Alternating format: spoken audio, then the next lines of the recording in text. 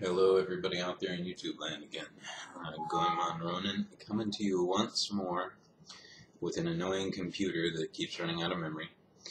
Yeah, I'm always having to fart. Sorry. I've been having a lot of starch lately, maybe that's it. Hopefully that'll be the only one. Mark will like that. It's probably inappropriate that I did that for this video because I'm actually going to talk about something fairly serious. I made this sun tea, by the way. It's really good. And tonight's dinner is veggie pasta with this high dollar marinara, bacon, and onions. I'm trying to use up this bacon. Anyway.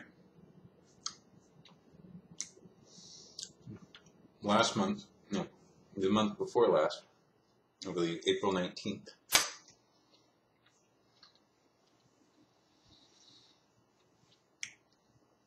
was the, I believe, 20th anniversary of the Branch Davidian Waco. They call it a massacre in Texas. And I thought that I would talk about that for a moment because I've actually had to go back and research it. I was really young when that happened. Let's see. In fact, April 19th was when it all ended. Lasted 51 days, started February 28th. And lasted 51 days and, ended on April 19th when Janet Reno approved FBI officials to proceed with a final assault. And they were to be removed by their building by force.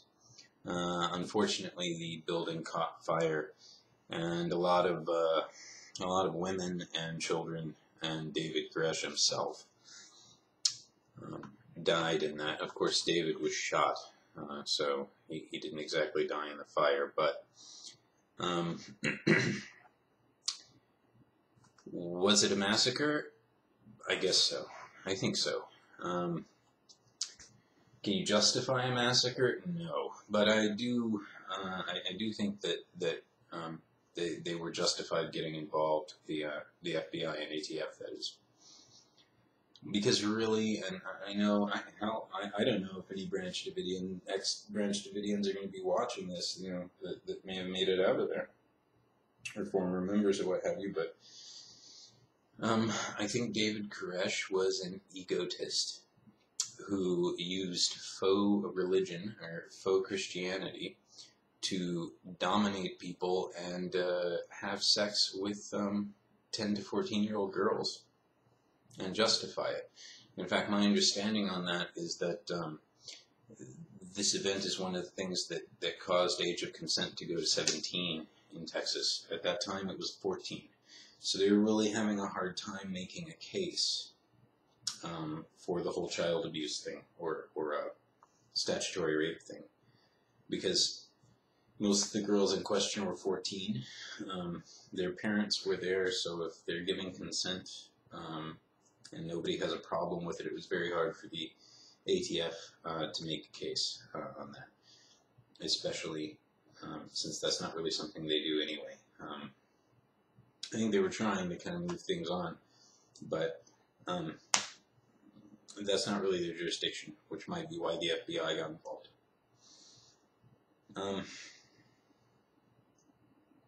I think it's a really sad thing, but all those people had to do was just, abandon the guy. I mean, really, when you get down to it, you have to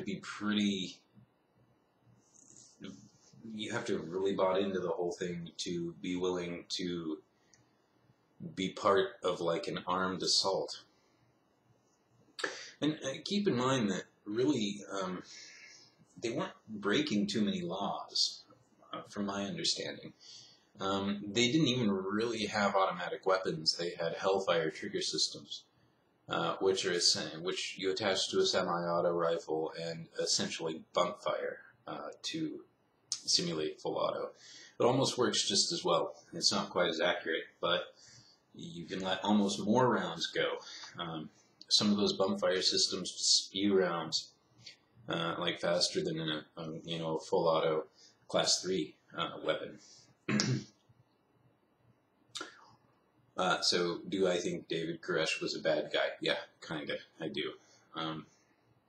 Do I think he was misguided? No. I think that he knew full well what he was doing. You could you could argue that around and such. Do I think those people deserve to die? Of course not. It does seem that the fire was kind of an accident, though. But these things happen, and again, all those people really had to do was just say, "Sorry, David. I'm not gonna get shot. I'm kind of done with this." And my understanding of it is that the sheriff of the town, of course, knew. I mean, Waco, I guess. It wasn't really Waco, they were in Palestine. Which is like a little suburb of Waco. But, he and the sheriff knew each other. The sheriff could have taken David to the cafe next door, said, "Hey, let's have a cup of coffee, because I got a warrant for your arrest, and we need to talk about it." But for one reason or another, it didn't go that way. Now, I grew up a really religious person. I mean, my father's a minister. He is now, but he's always had a very religious mindset. So from the time I was about 12 or 13, I don't know, younger, maybe 10 or so, up until the time I was, say, 19 or 20, I was pretty involved in the First Presbyterian Church in Harlingen, Texas. So when all this came about when I was young, I remember my dad feeling like it was really a shame because, they seemed like really good people. They seemed like really good people following a bad guy.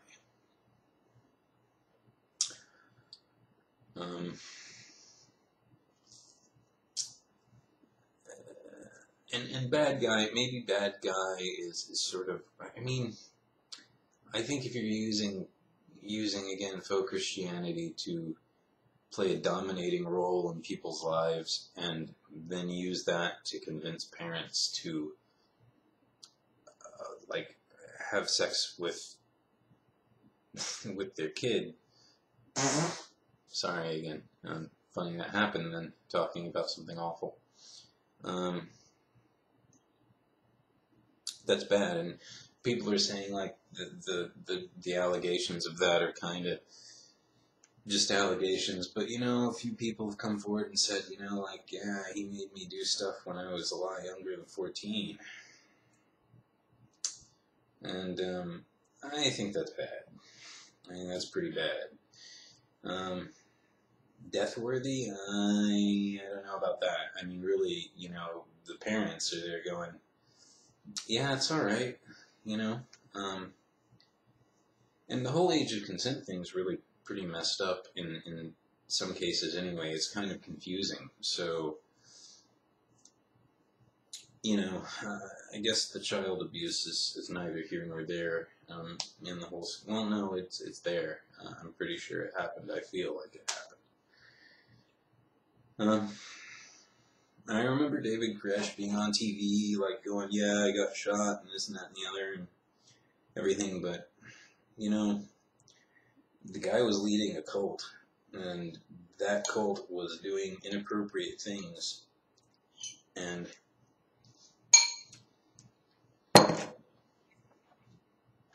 those inappropriate actions led to their deaths. Most of their deaths. We're a few lucky people that got out ahead of time, like, wow, this just isn't for me. You know, or I'm tired of seeing him abuse my child, and not only that, but like, these dudes were letting David sleep with their wives and shit. I mean, it's like part of their little thing. And maybe at some point you stop doing all the mushrooms or whatever you're doing and come to realize that some crazy asshole's like fucking your wife and kid and get out of the situation. I mean, all in all, I mean, you know, these people were lucky they didn't get in trouble a lot earlier. Again, I don't necessarily think it was right for those people to die, but I don't know. It's hard for me to feel really bad about the whole thing because it just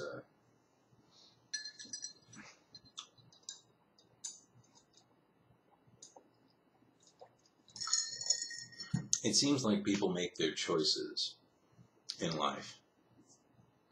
Well, you know, of course, these choices we make send us on paths that send us here and there and what have you. But these people joining up with this guy, you know, thinking he's, you know, some reincarnated, like, whoever. Come on. I mean, you know, people ought to be a little more intelligent than that. You know, it's like it's a lot like that guy that kidnapped Elizabeth Smart. What's his name? Brian David Mitchell. I mean, that dude was a sick son of a bitch, right? And I think David Koresh was kind of a sick son of a bitch in a different way. I mean, that Brian David Mitchell guy almost tried to be David Koresh again, essentially. I think I'm going to just keep this video short at like 15 minutes. Just to recap, again, David Koresh, kind of bad guy. I don't think he was misguided. I think he knew exactly what he was doing. The people that helped him in that, semi-bad people. The people that followed him, very misguided, and a lot of them probably very troubled since they allowed, again, certain nefarious acts to be carried out in the name of their, you know, sect or whatever. So I guess to sum it all up, the raid, yes, I think necessary. The resulting fire, unfortunate. Especially when it comes to children. You know, I think really the children in most of this were pretty innocent. And we're just kind of doing what their parents expected of them, what their parents consented it to be done. Of course, even if your mom consents and you don't want to do it and it's forced on you, that's still illegal. So I think a lot, and there were allegations that he beat children quite severely. So that would instill some fear in them as to saying anything, which, you know, from a cult leader's point of view is probably a smart thing to do, an awful thing to do, but on his part, kind of guaranteed their silence in a way. I mean, apparently he beat like one kid until his ass bled, like for 45 minutes or something, and that's pretty wrong. So, a couple of months late. I'm sorry about that. All you Branch Davidians out there, you know, got out of that early. Good for you. And the ones that didn't make it, I'm really sorry. I wish that hadn't happened to you people, and you wouldn't have followed a maniac. Anyway, I'm going to go ahead and call it there. Have a good night. Goemon Ronan signing out.